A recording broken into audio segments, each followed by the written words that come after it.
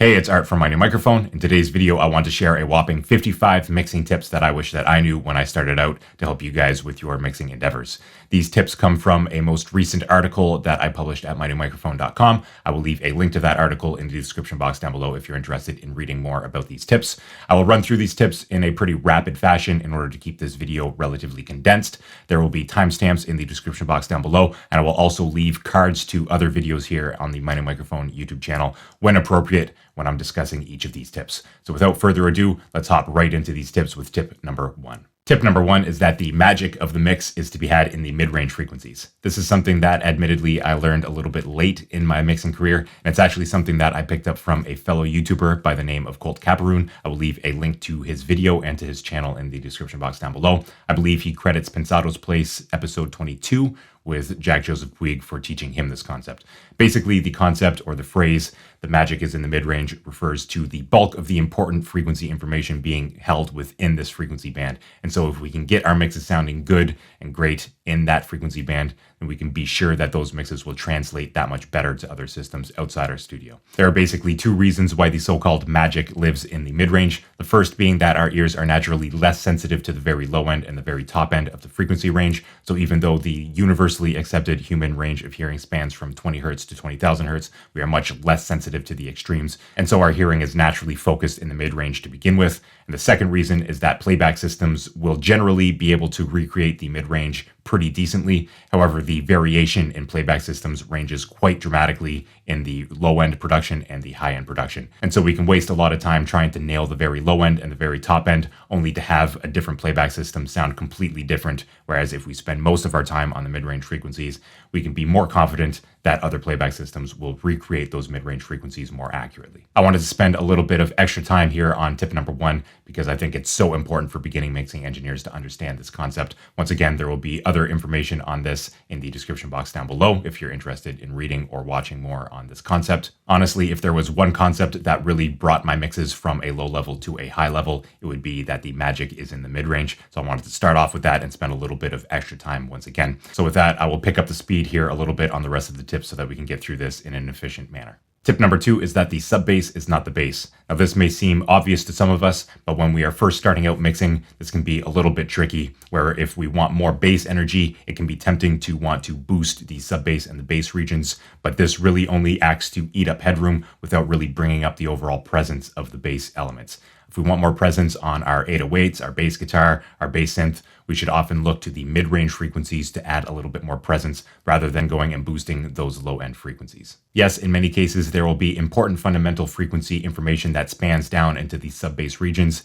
and we shouldn't neglect that, but we also shouldn't just boost the sub-bass region to try to get more bass out of our mixes. Tip number three is to clean up the low end, particularly in those sub-bass and bass frequency regions. If a track has very little or no musical information in the low end and mostly just contributes noise in the low end, it can be highly beneficial to high-pass filter that track at an appropriate cutoff in order to eliminate the low-end energy. It can be a bit counterintuitive to wrap our heads around because we might think that having more energy in the low end will give us more bass. However, the destructive interference that happens from having noise and unmusical information in the low end will actually worsen the bass response of the mix. So it's important to clean out the low end on tracks that don't have information down there that we want in the mix. Tip number four is to clean up the high end. Now, the high end frequencies aren't nearly as problematic as the low end frequencies when it comes to destructive interference.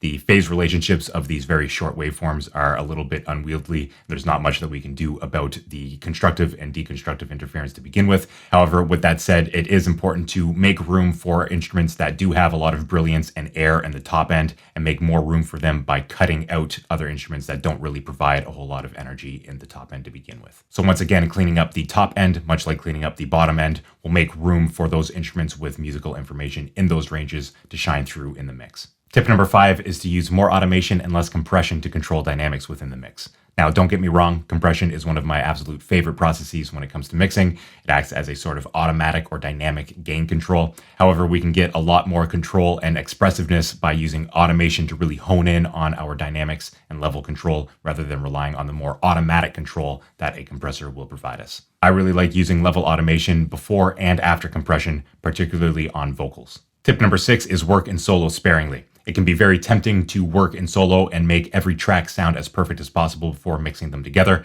However, a great mix is ultimately the summation of a bunch of imperfect tracks working together to create that great mix. Now, working in solo can be great for finding resonances and issues in different tracks and addressing them on a track-by-track basis, but attempting to make everything sound perfect in solo and then expecting everything to fit well together within the context of the mix is a recipe for disaster.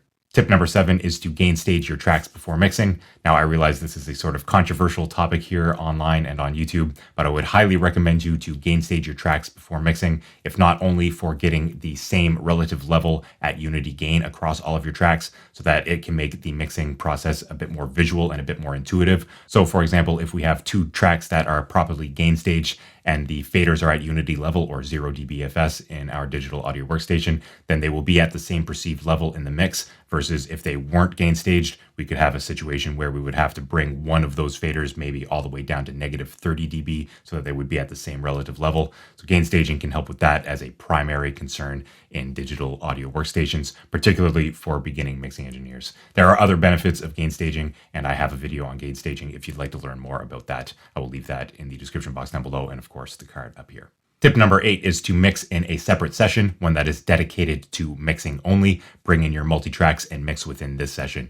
If you are editing or producing your own music in a production session, I would highly recommend bouncing down your multitracks, bringing them into a mix-only session, and then working from there. This will help to alleviate any distractions that you have, whether that's with VSTs or with your editing or with anything else that you do in your editing and production sessions or recording sessions, and it will leave you with a clean session where you can focus solely on getting the best mix possible. Tip number 9 is bounce MIDI information down to audio before mixing. Now, of course, this piggybacks on tip number 8, where I suggested creating multitracks and bringing them into a separate mixing session. However, if you do plan on producing and mixing in the same session, I would still highly recommend you to bounce down your MIDI into audio before mixing.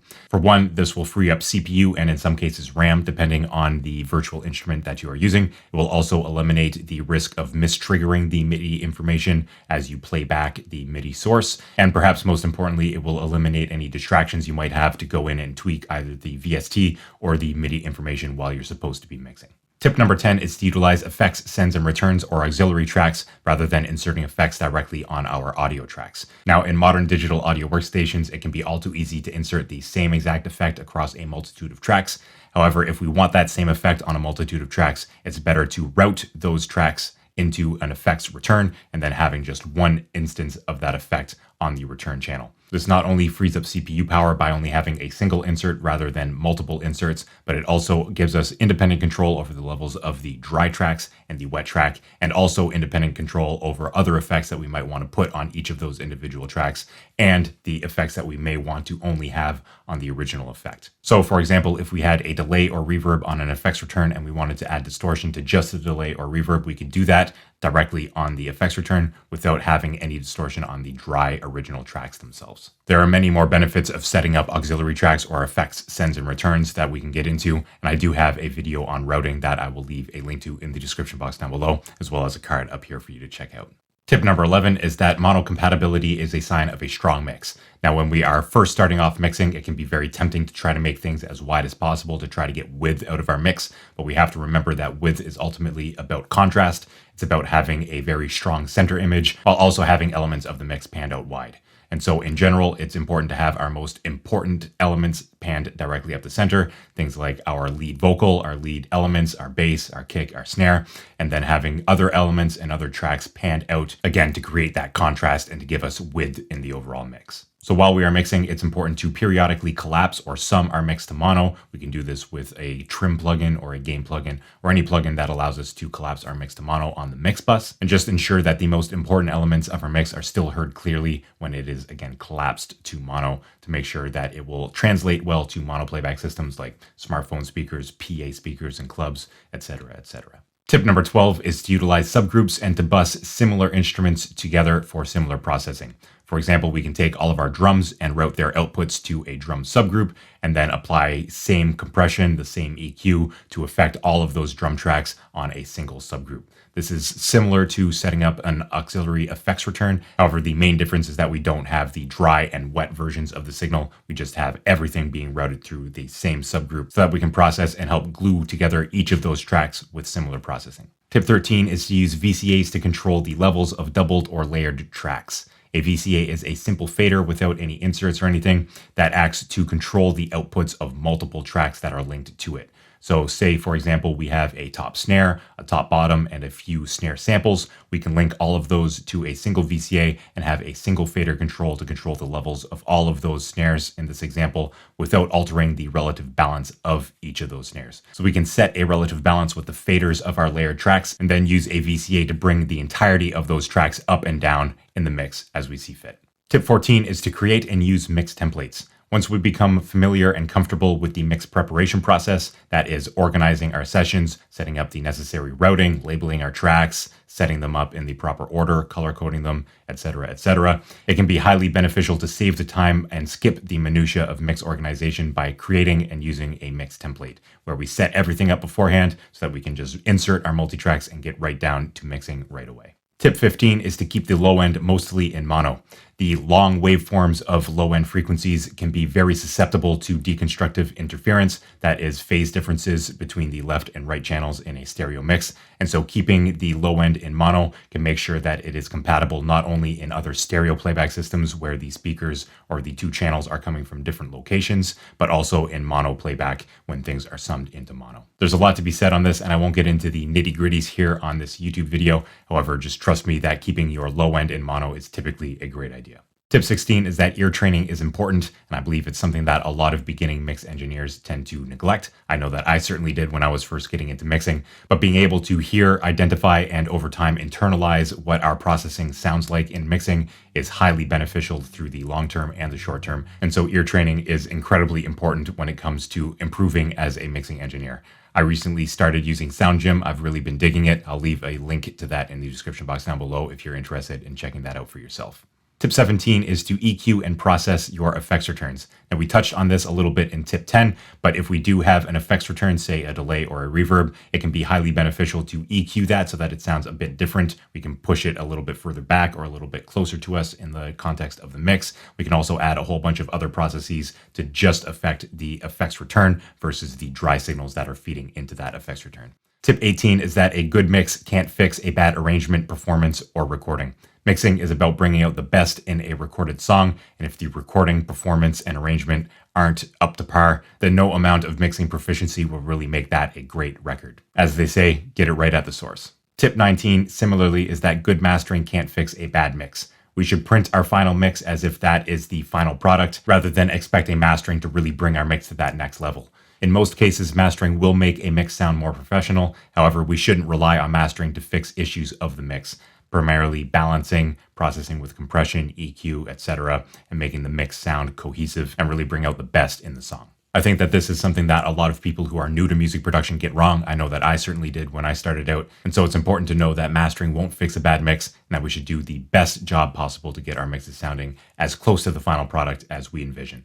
Tip number 20 is that dimensionality depends on contrast. Now, I touched on this briefly when we were discussing width, the fact that in order to get a nice wide mix, we need a strong center image and a lot of good information in the left and right channels that are different from one another. This also applies to the dimension of height. In order to get a nice tall mix, we need a good amount of low-end information as well as top-end information, and of course, the magical mid-range information. And it also applies to the dimension of depth, where it's important to have nice and dry sound sources that sound really close to the listener, and then wetter, more reverberant, more delayed sources to give a little bit of distance in the mix. So just remember that contrast is key when it comes to dimensionality, and if you can nail the contrast, you can get really nice, wide, deep, and tall mixes. Tip number 21 is to not go looking for offensive frequencies with sweep EQ. Now, the sweep EQ technique is a very useful one, especially if we can hear a resonance in a track that we don't like. We can solo that track, put on a parametric EQ, boost a narrow band, and sweep that across the frequency spectrum until we find that particular resonance that we hear, and then cut that from the signal. However, when we are learning how to EQ, this technique is often taught and overused, and so it's important to not just go on every track, sweep a narrow boost, and cut those frequencies, because whatever we are boosting by that narrow a margin and by that much of a boost is going to sound unnatural, is going to sound resonant, and so we can end up cutting frequencies that really don't need cutting in the first place, which will, one, lead to us doing more work, and two, give us worse results when it comes to the final mix. Tip number 22 may come off as a bit trite, but it's worth mentioning anyway, and that is to mix with your ears rather than your eyes. There are a lot of pretty graphic user interfaces on our plugins and a lot of really fancy outboard gear that we can use when mixing. But at the end of the day, working with audio is about what we are hearing, not about what we're seeing. So it's important to mix with our ears rather than our eyes. Tip number 23 is that level balancing is the top priority when it comes to mixing. I'd say that it's over 80% of the mix easily, probably over 90% of the mix is just in getting a proper level balance of all the tracks within that mix. When we are learning how to mix, we can sometimes skip over the fundamentals and get into the more advanced techniques because they're flashy and fun to learn about. However, bringing it back to basics, it's important to get a proper balance first and then to use our techniques, our EQ, our compression, saturation, delay, reverb, automation, all of this stuff to really hone in the mix after we get, again, that proper balance first. Tip number 24 is to reference your work outside the studio. As I always say, it's one thing to get a great mix inside your studio on your familiar studio monitors and your headphones, and another thing to get a mix that sounds great on all playback systems. And so it's important when we finish our mixes to bounce them down and to go have a listen to them in the car, on our earbuds, on our smartphone speakers, in PA systems, or any other playback system that we can get our hands on. We can really learn a lot about our work and our mixes by referencing them outside the studio on a variety of different playback systems to learn where our faults are and where we can improve in our mixes inside our studio. Tip number 25 is saturation and distortion are invaluable tools and shouldn't necessarily be avoided. Now, when we are first learning about music production, about recording, about mixing, we're often taught to avoid distortion, particularly digital distortion, at all costs. But saturation and distortion certainly do have their place in mixing, particularly to bring out a little more grit or aggression in certain tracks, to make certain tracks a bit more present, or even as a special effect to really destroy an audio signal. So while these effects, like any effect, shouldn't be overdone, they also shouldn't be avoided either. Tip number 26 is that better plugins and outboard gear won't fix poor fundamentals. I think a lot of beginning mixers, myself included when I was a beginner, have this idea that better gear or better plugins will make their mixes sound better. And while this is true to a certain extent, they will not fix for poor fundamentals. And if we don't know what we're doing without the plugins, then we won't really know what we're doing with the plugins once we get them. And so I would highly suggest focusing on the fundamentals and getting the best mixes possible with the tools that you do have, so that when you do get better tools in the future, you will be able to wield them to their full maximum potential. Tip number 27 is to seek help from trusted individuals. Now, when I was first starting out, I figured I would do everything myself. I would learn music production, recording, mixing, all on my own. But it wasn't until I enrolled in community college and really started putting my trust in professionals to teach me that I really started learning and becoming more confident as a mixing engineer. So I would highly recommend, if you are just starting out or anywhere along your mixing journey, to seek help from trusted individuals. It doesn't have to be me, although I really appreciate you being here with me on the YouTube channel or on my blog. But I would highly recommend you to find a mentor of some sort or multiple mentors that you can learn from and apply their teachings to help you get better mixes faster. Tip number 28 is to always back up your work. We do not want to lose our mix sessions and everything that we worked so long and hard for. So it's important to regularly back up our work so that we can keep it safe now and in the future. Tip 29 is to set up a consistent mixing workflow. This is another tip that has dramatically improved the results that I have in my mixes.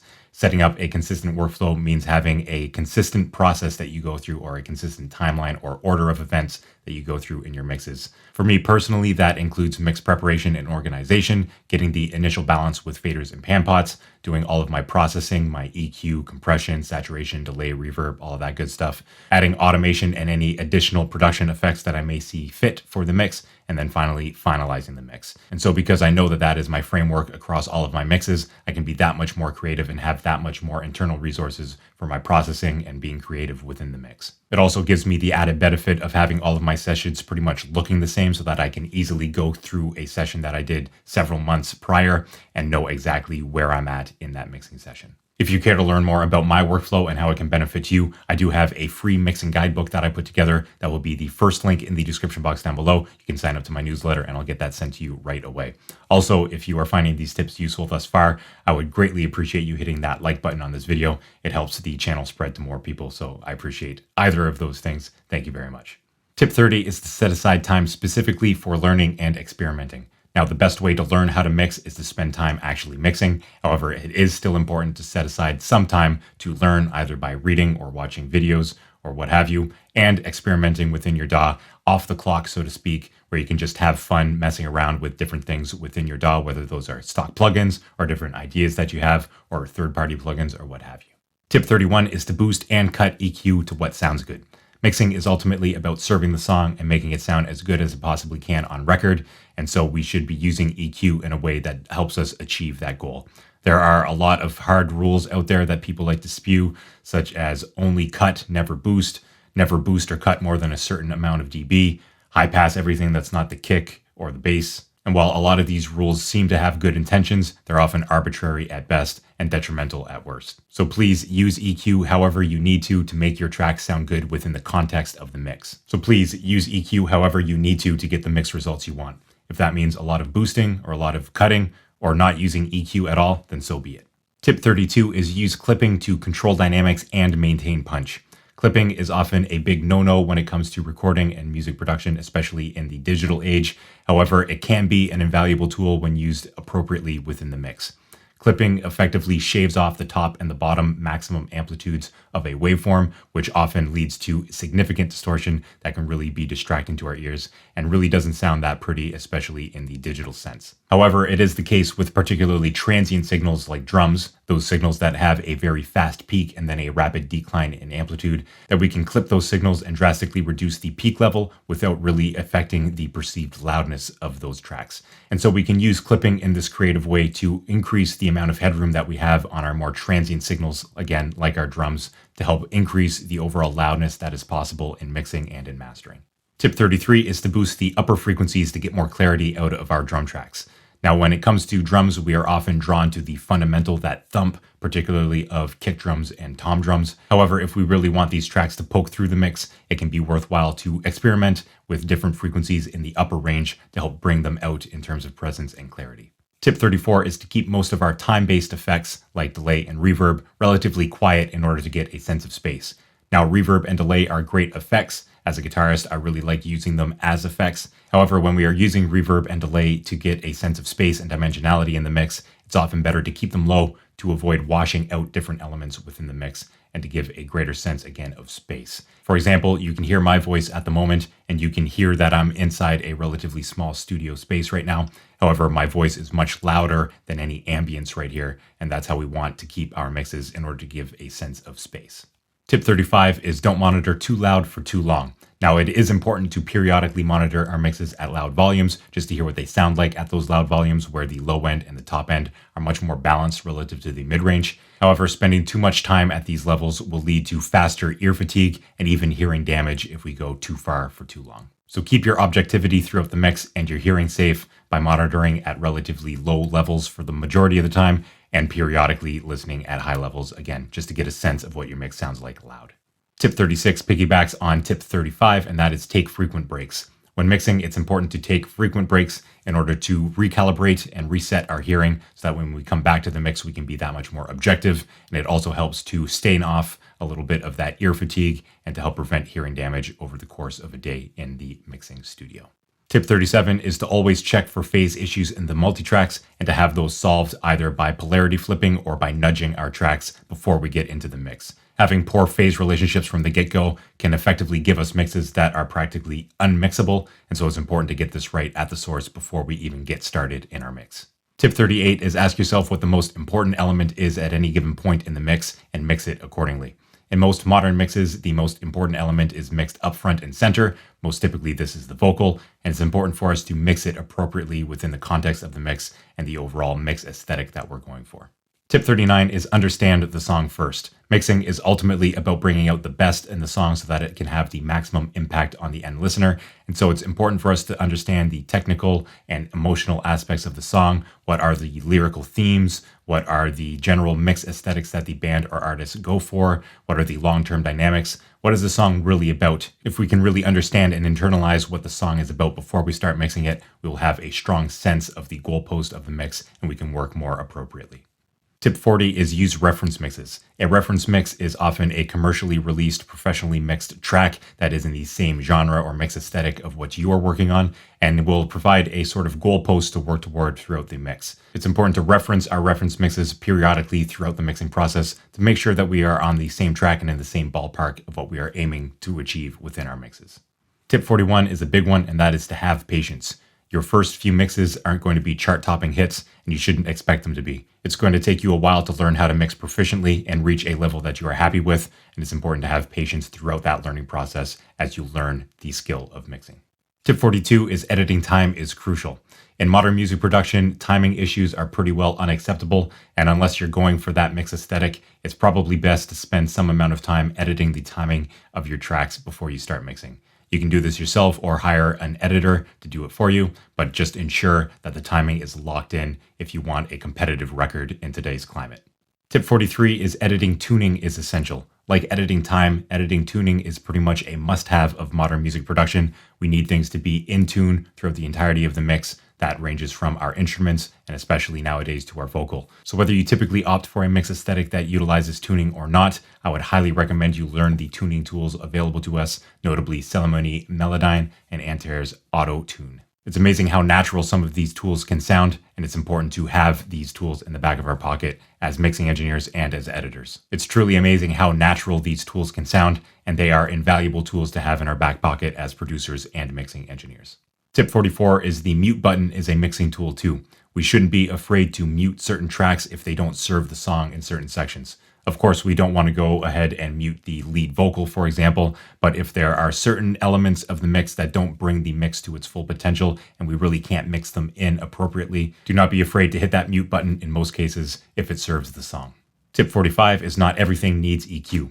Now, when we are learning about processes like EQ, we can think that every single track in a mix needs it. But if things are recorded properly and things are arranged properly, in some cases, we do not need EQ at all on some tracks. The main point I want to get across here is that as you are learning to mix, be sure to ask yourself why you are using processes and don't use them just for the sake of it. Not everything needs EQ in all cases, and so we shouldn't be using EQ just for the sake of it. Tip 46 is not everything needs compression. Much like EQ, it can be tempting when we are learning about compression to think that everything needs it. However, not everything does, and it's important to ask ourselves why we are using compression on the tracks that we are using it on in order to get the best results out of our mix. Tip number 47 is to use level matching and A/B testing. A/B testing is effectively testing thing A against thing B, hence the name. In most typical cases when mixing, this is turning a processor on or off. So let's say, for example, we want to test whether a compressor on a certain track makes the mix sound better or not. We could toggle it on and off and listen objectively to make up our own decision on whether the compressor makes the mix sound better or not. Now, it takes discipline, but we should be doing this on all of our processes throughout the mixing process to make sure that we can get the best results possible. But with that being said, we as humans are susceptible to the loudness bias, where if we have two very similar tracks, we will naturally think that the louder track is the better of the two. And so it's important to level match our processes in addition to A/B testing them. And in order to level match, we just have to make sure that the output of the processor will allow the track to be the same level, whether that processor is on or off. If we can develop the discipline and the habit of doing level matching and A/B testing, we can surely reach better results in our mixes. Tip 48 is that cymbals are often mixed quieter than drum shells in records. Now, if you're anything like me, you've spent a lot of time in jam spaces that are cramped, where you may be right next to the drummer, and so you naturally hear cymbals a little bit hotter than the drum shells in many cases. However, on record, it's important to let the drum shell shine through and bring down the cymbals a little bit so that we don't get too much brilliance and harshness in the top end. Tip 49 is consider presets, but don't rely on them. Presets are great for helping us to learn our different plugins, and they can also help us to get our mix results faster by approximating what we are going for. However, for beginners especially, it's important that we learn the ins and outs of our plugins rather than relying too much on our presets. So I would always advise you to dive in and really learn the ins and outs of your plugins. And then if you want to, you can use presets to approximate where you want to be in the mix and then fine tune your presets from there to really hone in on those processes to get you the best mix results possible. Tip 50 is that the balance typically changes throughout a song. In tip 23, I talked about how important the overall balance of a mix is, and it's important to keep in mind that this balance will change throughout the song. A song should have long-term dynamics where different sections will have different amounts of energy and different elements will come in and out, or different tracks will come in and out of the mix throughout the entirety of the song. So it's important for us to use automation and other techniques to rebalance the song and make it a cohesive sounding mix throughout the entirety of the song. Essentially, what I'm saying is don't expect a static mix to do the job for you. Be dynamic in your mixing, and your mixes will sound that much more professional for it. Tip 51 is to learn the plugins that you have and don't worry about the plugins that you don't. Of course, it's nice to window shop and have a sort of wish list of plugins that we would like to incorporate into our workflow. However, honestly, modern digital audio workstations will offer pretty much everything we need stock within the DAW to make professional records. So it's far more important, in my opinion, for beginners especially, to invest in learning how to mix and learning their plugins rather than in shopping for new plugins, expecting those plugins to do the job for them. Tip 52 is samples are sometimes needed, so use high quality ones.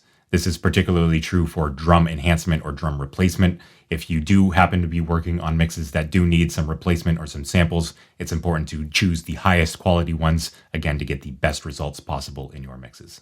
Tip 53 is use noise gates or gate manually. A noise gate is a dynamics processor that allows a signal to pass through if that signal reaches above a set threshold and then mutes the output of that signal if the signal drops below a set threshold. This effectively helps to eliminate noise from a signal and is a fantastic tool when we are mixing to reduce bleed and other noise within the mix. Even better than relying on a dynamics processor to do this automatically, we can also manually gate our tracks by cutting out or muting sections that don't have any musical content and just contribute to the noise or bleed within the mix. This can help to clean up our mixes, make them that much more clear, and to serve the song that much better. Tip 54 is organization will save you time and sanity. Being able to have all of your sessions look the same and be organized the same way will allow you to hop in and out of your sessions that much more quickly and to get your work done that much more effectively. I've been there before where each of my mix sessions looked a little bit different and hopping between them was disastrous, especially if I spent some time away from a particular mix session. Diving back into it was just a nightmare. So I guarantee that being a bit organized and having each of your sessions laid out the same way will save you a bunch of time and sanity. And finally, tip 55 is to watch out for the buildup of muddy energy in the lower mids. The lower mids around 200 to about 500 contain a lot of the fundamental energy of various tuned and percussion instruments. And so when we have a lot of different tracks in our mix, a lot of energy will build up in that range. So it's important to pay attention to that so that there's not too much buildup, which will throw off the balance and lead to a muddy mix. Now, it's important when addressing this muddiness to pick and choose what we want to cut from which tracks and why. It's important to allow some tracks to have their energy in the low mids. That's where a lot of the power comes in from the mix. But if we can cut that from a few other tracks to make room for the more important tracks, as is typical in EQ when mixing, then we should do so to avoid that muddiness in the low mids and to achieve a better mix overall. All right, so those are my 55 music mixing tips for beginners that I certainly wish that I knew when I started out. If you found this video useful, I would encourage you to hit that like button. And if you'd like more information from me here at My New Microphone, I would encourage you to hit that subscribe button as well. If you'd like to learn more about mixing, I do have a free mixing guidebook for you. It will be the first link in the description box down below. It takes you through my general workflow and the processes of the mixing process so that you can go through and make the right decisions at the right times in your mixes for better results. So once again, that is the first link in the description box down below if you're interested. And if you'd like to spend more time with me here on YouTube, once again, hit that subscribe button and check out one of these videos in the top left or right corner. So check one of those out, and I'll see you in the next one. Cheers.